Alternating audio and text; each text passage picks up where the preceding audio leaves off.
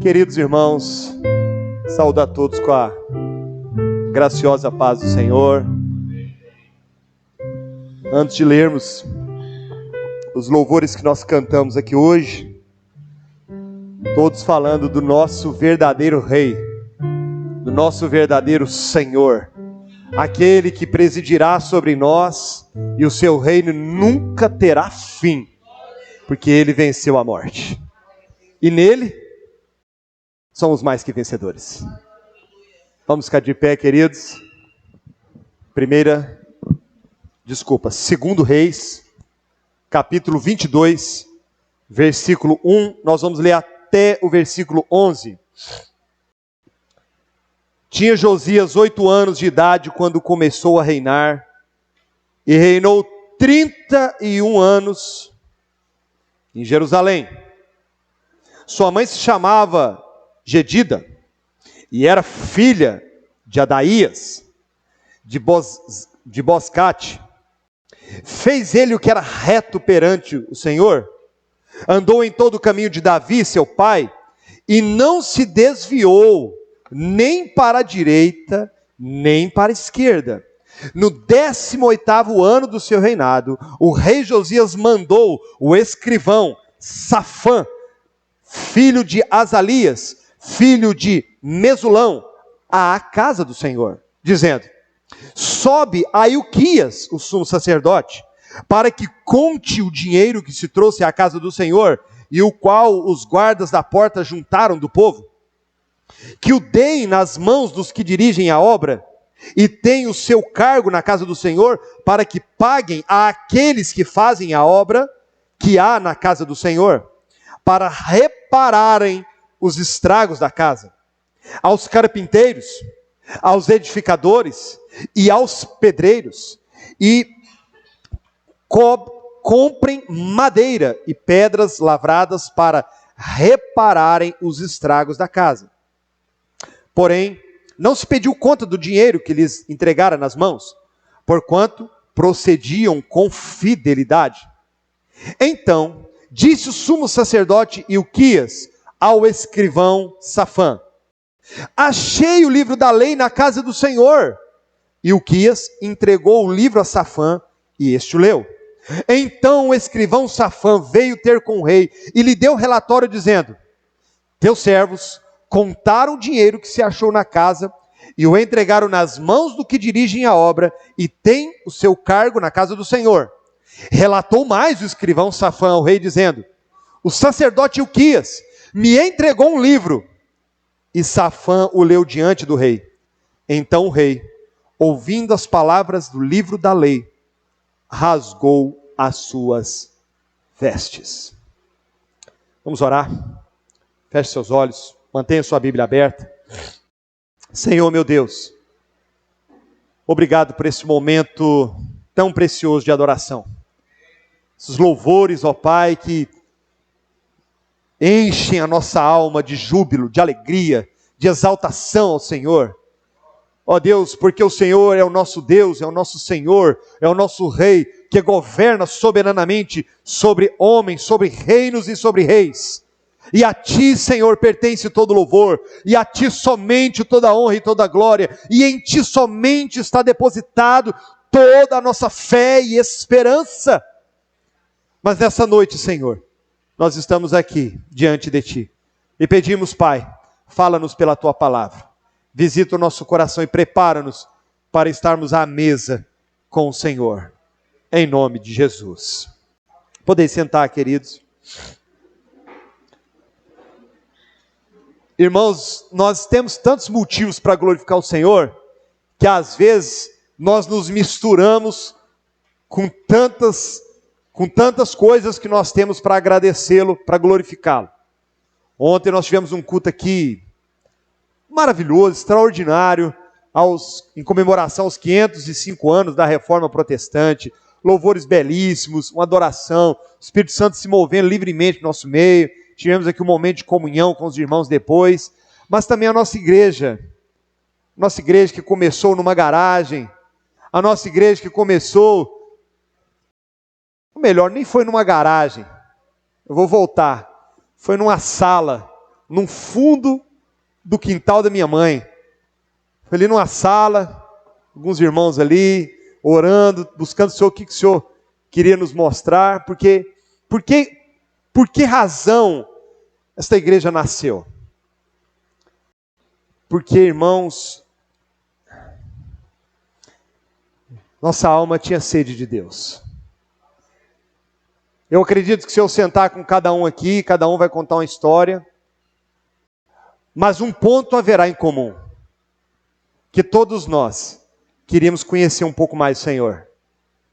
Tínhamos sede de Deus, queríamos conhecer mais a palavra, queríamos realmente um despertamento, um avivamento, queríamos viver algo realmente genuíno, santo. E fazem 2 anos que o Senhor começou a nos mostrar a sua palavra, o valor que a palavra tem. Nós não tínhamos nada e ficávamos nos perguntando como que nós vamos fazer, como é que vai ser.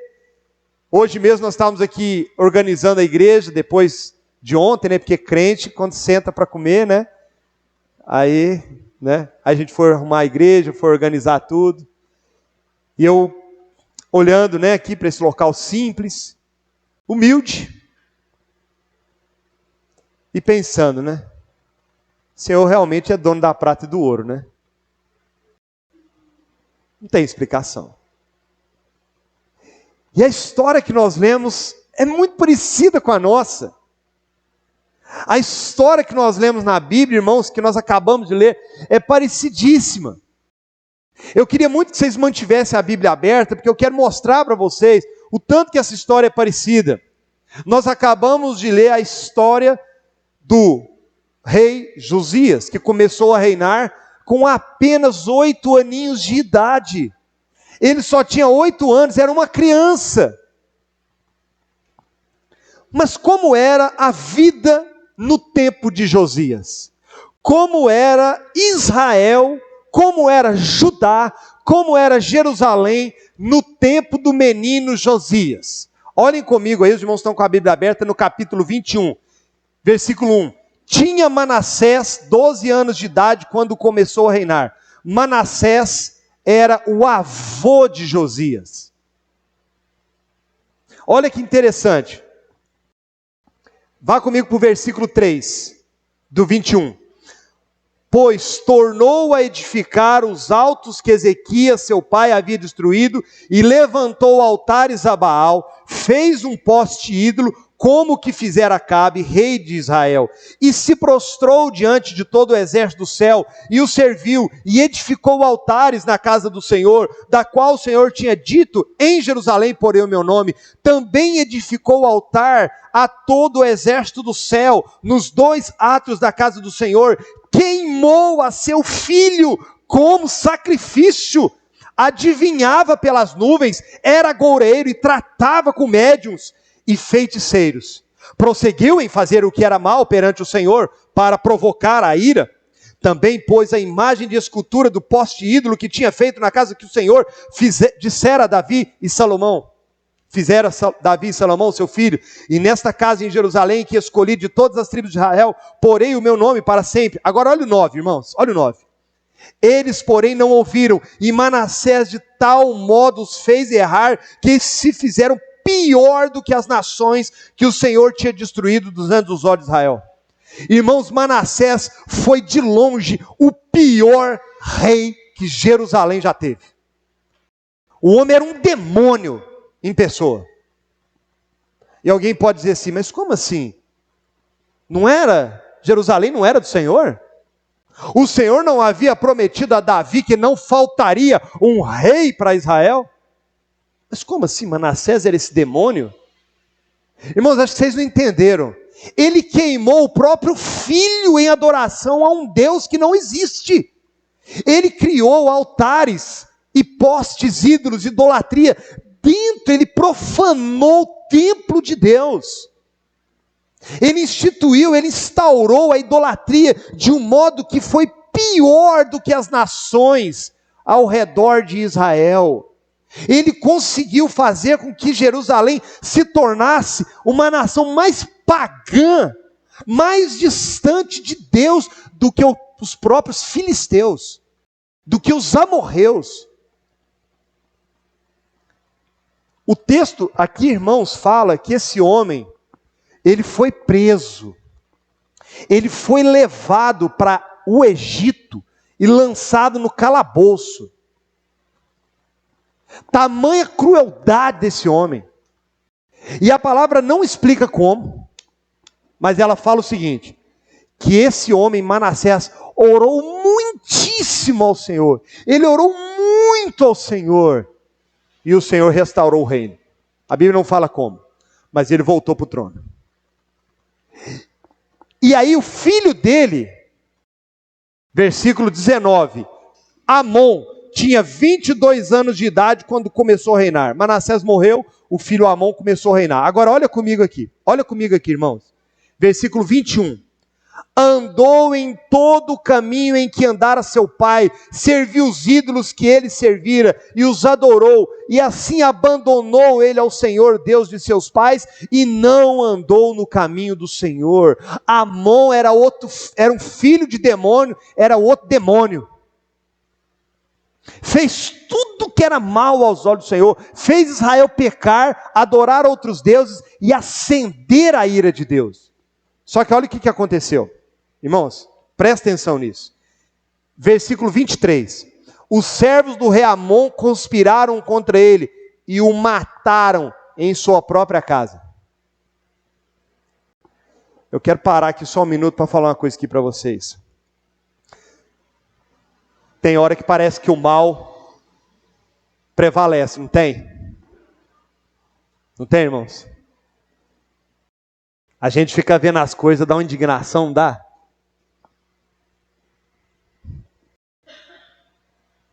Nós não estamos falando de Brasil, não. Nós estamos falando de Jerusalém.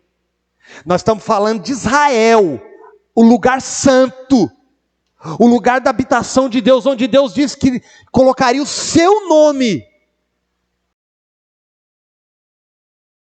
Amon foi morto, conspiraram contra ele. Quem que era o filho? Josias, 8 aninhos. Isso foi providência, sabe, irmãos?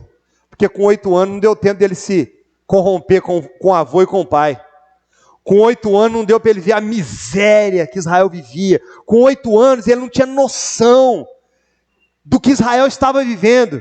Agora lá em Crônicas traz uma informação incrível, que aos 16 anos de idade, Josias começou a buscar a face do Senhor.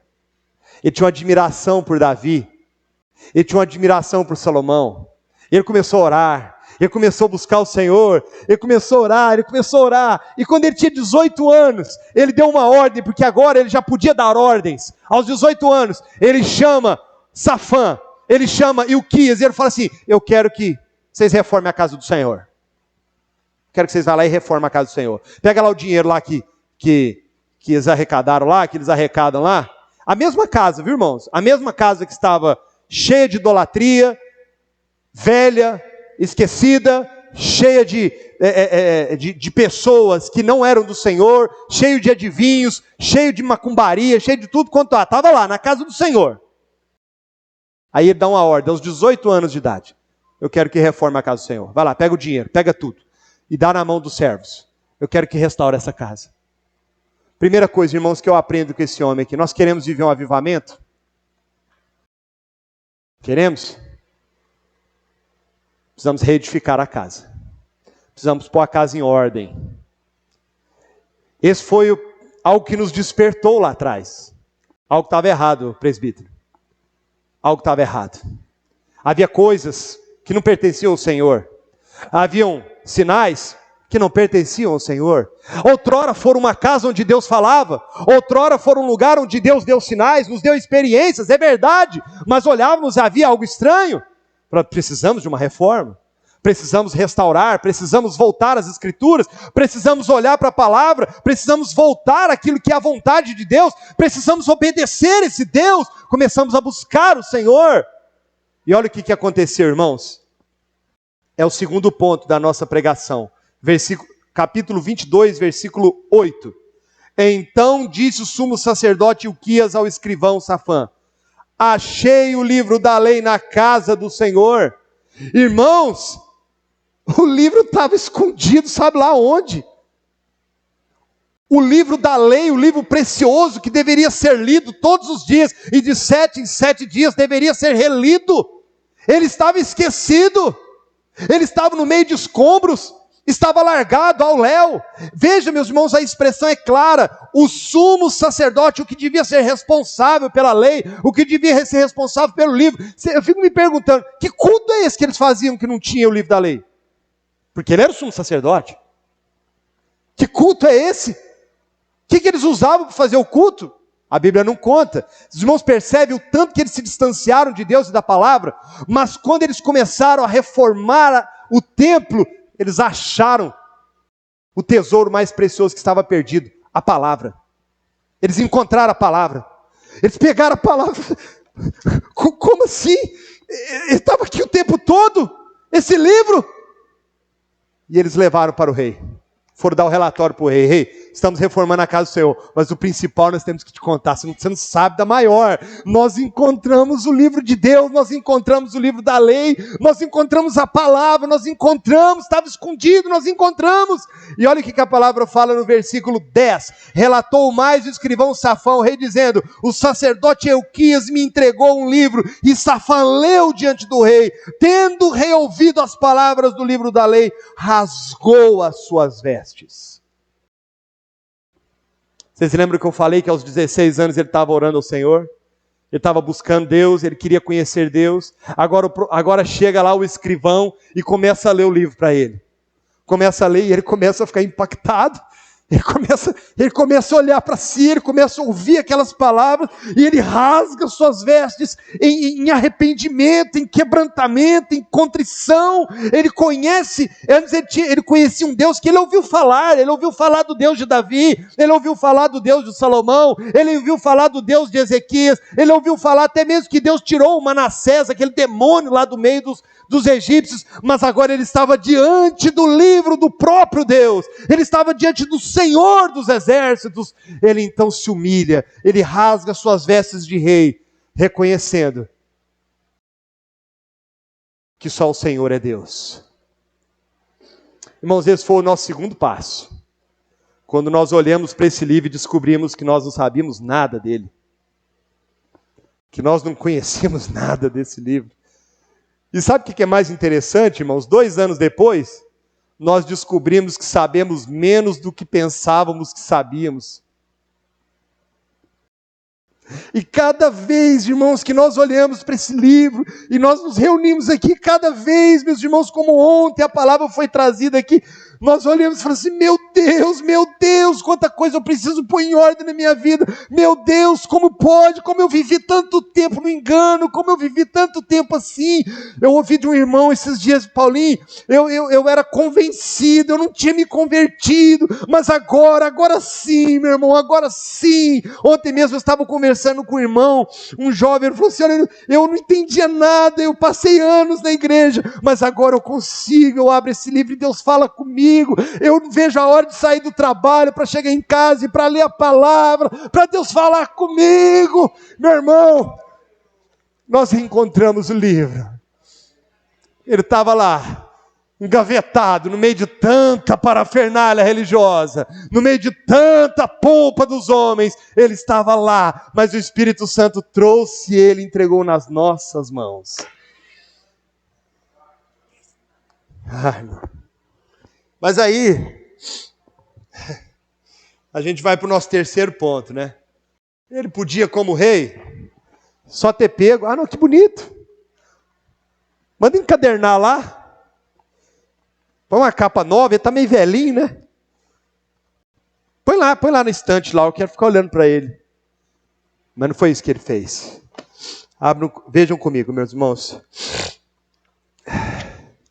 Versículo 12.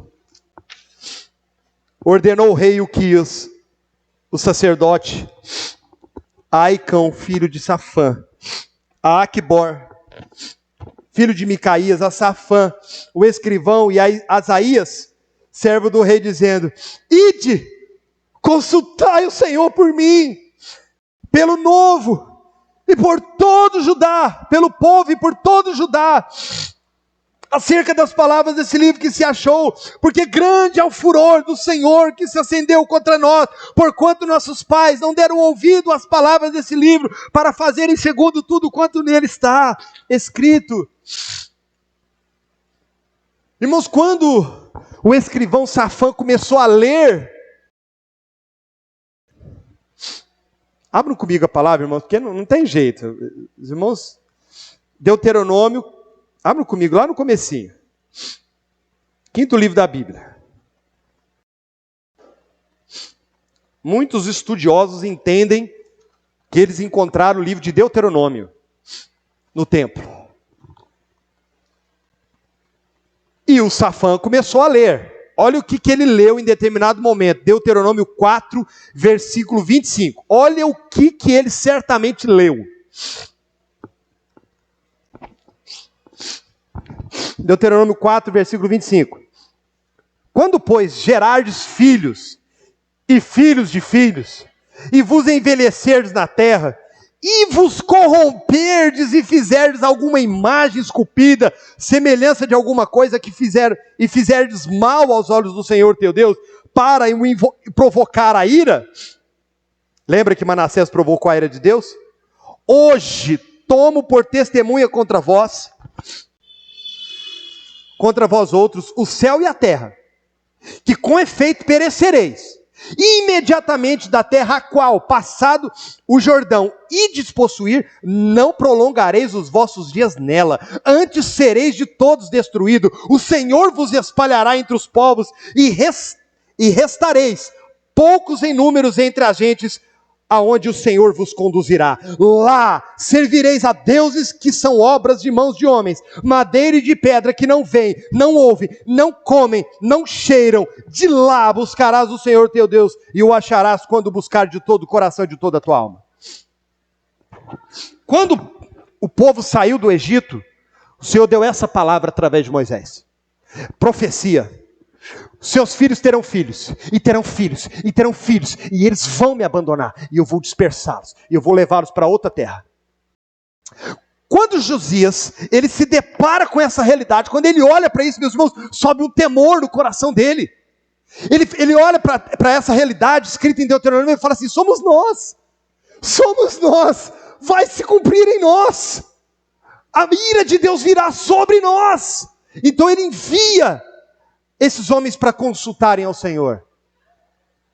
Versículo 14.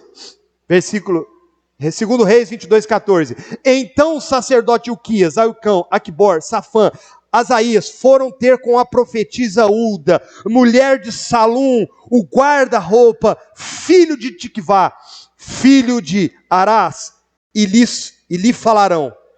Ela habitava na cidade baixa de Jerusalém.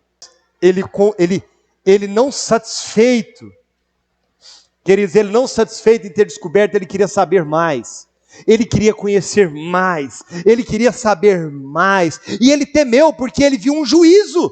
Ele pensou: olha, meu reino vai ser destruído, Jerusalém será destruída, está aqui, está na palavra. E Ulda, essa profetisa, ela confirma isso para ele. Olha que interessante, irmãos, versículo 15. Ela lhes disse, a profetisa: assim diz o Senhor, o Deus de Israel, dizei ao homem que vos anunciou a mim, assim diz o Senhor, eis que trarei males sobre esse lugar, e sobre os seus moradores, a saber, todas as palavras do livro que leu o rei de Judá, visto que me deixaram e queimaram incenso a outros deuses, para me provocarem a ira com todas as obras das suas mãos, o meu furor se acendeu contra este lugar, e não se apagará. Foi isso que a profetisa mandou dizer. O juízo virá sobre Jerusalém. Por causa do mal de Manassés, o mal de Amon, o mal desse povo chegou a mim. A minha ira será despejada. Eu vou cumprir a minha palavra. Irmãos, nós descobrimos que há um juízo sobre este mundo. Irmãos, não se enganem. Vocês pensam que o mal vai vencer? Como diz muitos dos servos do Senhor e a palavra em Apocalipse. Lê o último livro. Lê o último versículo, tudo vai terminar bem. O mal pode parecer que está prevalecendo, mas o juízo de Deus virá. E Deus manda esse recado para Josias. Deus manda esse recado, meus irmãos. Irmãos, nós nos encontramos nessa situação. Nós nos vimos numa situação que, se nós continuássemos como estava, se nós continuássemos andando como estava, se nós continuássemos sendo religiosos como nós éramos, se nós continuássemos nos apoiando na nossa pompa, na nossa posição, no nosso status, na nossa religião, na nossa denominação, morreríamos. Não foi o que Martim Lutero vivenciou em 1517? A história da igreja se repete, meus irmãos. E olha que interessante, partindo para o nosso quarto ponto. Nosso quarto ponto. O rei junta aos anciãos de Judá. Olhem comigo, meus irmãos, capítulo 23, versículo 1. Então deu ordem o rei a todos os anciãos de Judá e de Jerusalém. Se juntaram a ele.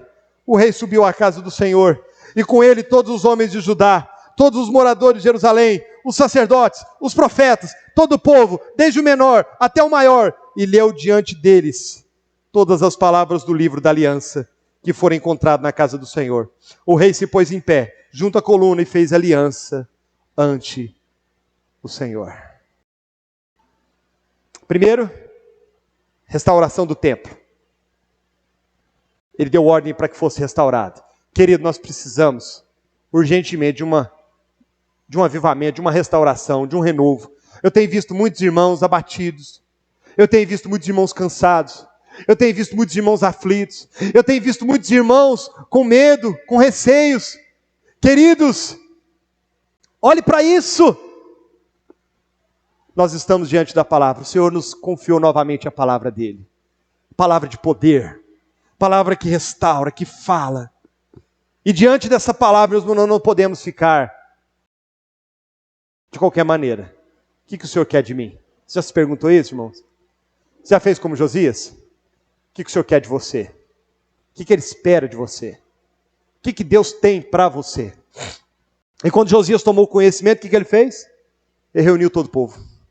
Conclamou todo mundo, fez uma reunião solene, leu a palavra diante de todo mundo ouviu a palavra e fez uma nova aliança com o Senhor.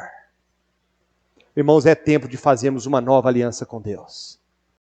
É tempo, meus irmãos, de um avivamento, de um derramamento do Espírito Santo, de algo maior do que só vir à igreja aos domingos, algo maior do que só fazer parte de uma igreja, algo maior que apenas dizer que é crente nas redes sociais, algo maior, meus irmãos, do que viver uma vida miserável nesse mundo, mas de fato ter uma aliança com o Senhor. Glória a Deus. Estou partindo para o final, meus queridos. Quinto, olha o que esse homem fez, meus irmãos. Eu não vou nem poder ler, porque senão nós vamos sair daqui só amanhã. Esse eu vou recitar apenas. Do versículo 5 ao versículo 20, esse homem, após fazer uma aliança, esse homem saiu destruindo tudo quanto era altar a outros deuses, tudo quanto era idolatria, feitiçaria, macumbaria, tudo que os seus pais, os seus avós fizeram, tudo que eles fizeram, que ele olhou na palavra e viu que era contrário à vontade do Senhor, todos os templos, todos os altares, toda a idolatria, ele acabou com tudo. Ele limpou Jerusalém, ele limpou Judá, ele deu ordem para destruir tudo e todos que fossem contrário à palavra de Deus. Meus irmãos, uma das maiores evidências de uma conversão genuína é que você não tem a menor dificuldade de abandonar aquilo que te afasta do Senhor. Tudo que você olha na palavra, meu Deus, Deus não se agrada disso. Não, acabou. Não tem mais papo, não tem conversa, não tem mais disse-me-disse, não tem, eu não quero na minha vida, eu abandono isso, eu repudio, eu não quero.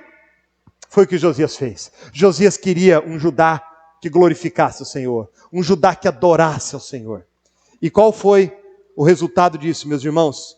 Agora volta comigo lá, em 2 Reis 22, versículo 19. Volta lá, irmão. Olha que coisa maravilhosa. 2 Reis 22, versículo 19. Porquanto o teu coração, isso aqui é Uda, a profetisa falando para Josias. porquanto teu coração se enterneceu, e te humilhaste perante o Senhor, quando ouviste que falei contra este lugar, e contra os seus moradores, que seriam para assolação e para maldição, rasgaste as suas vestes, e choraste perante mim, também eu te ouvi, diz o Senhor.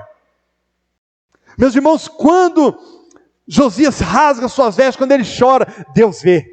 E o juízo que Deus ia derramar o seu furor sobre Israel e sobre Judá, Deus para por um momento, por causa de Josias, por causa do quebrantamento dele. Meus irmãos, vou dizer uma coisa para vocês, Deus só não despejou a ira dele nessa terra por causa da igreja, por causa que ainda há homens e mulheres que dobram os seus joelhos em lágrimas e confiam só no Senhor. Essa é uma realidade, isso é um fato. E olha que interessante, meus irmãos, no 2 Reis 23, versículo 25. Vá lá comigo, 2 Reis 23, 25. Antes dele, não houve rei que lhe fosse semelhante, que se convertesse ao Senhor de todo o seu coração, de toda a sua alma, de todas as suas forças, segundo toda a lei de Moisés, e depois dele nunca se levantou outro igual. Será que Deus pode falar isso de nós que aqui estamos? Isso aqui é Deus falando. Nunca houve outro igual a ele, que se converteu completamente, totalmente. Meus irmãos, Josias não estava preocupado com sua coroa, com seu reinado, com tapinha nas costas, se as pessoas iam gostar dele ou não. Ele queria agradar ao Senhor, sobre todas as coisas. Uma das maiores evidências, querido, que você se converteu ao Senhor, é que todo o seu ser quer agradar ao Senhor. Todo. Seu dia, seu trabalho. Eu me lembro de uma experiência bonita, de um homem que ouviu um sermão de Martim Lutero. Esse homem ficou impactado com a mensagem. Se converteu, se entregou a Jesus Cristo, chegou para Lutero, Lutero, o que eu faço agora? Eu me torno um pregador, eu venho morar aqui nessa igreja? Não, o que você faz? Sou sapateiro, Lutero. Vai, faça o seu melhor sapato para a glória de Deus. É assim que você vive, irmão? Para a glória de Deus, querendo agradar o Senhor, onde quer que você vá. Irmãos, e agora, finalmente, nós não podíamos deixar de falar de uma das partes mais importantes do texto. Hoje é um dia especial para nós. Estamos aqui para cear com o Senhor. Estamos aqui para estar à mesa com Cristo. O que Josias fez depois que limpou Jerusalém? Celebrou a Páscoa do Senhor. Vejam comigo, meus irmãos, 2 Reis, capítulo 23, versículo 21. Olha que lindo isso aqui, meus irmãos. Deu ordem o rei a todo o povo, dizendo: celebrai a Páscoa do Senhor, vosso Deus, como está escrito neste livro da aliança. Porque nunca se celebrou tal Páscoa como esta, desde os dias dos juízes que julgaram Israel. Nem durante os dias dos reis de Israel, nem nos dias dos reis de Judá. Corria o ano 18º do rei Josias, quando esta Páscoa se celebrou ao Senhor em Jerusalém.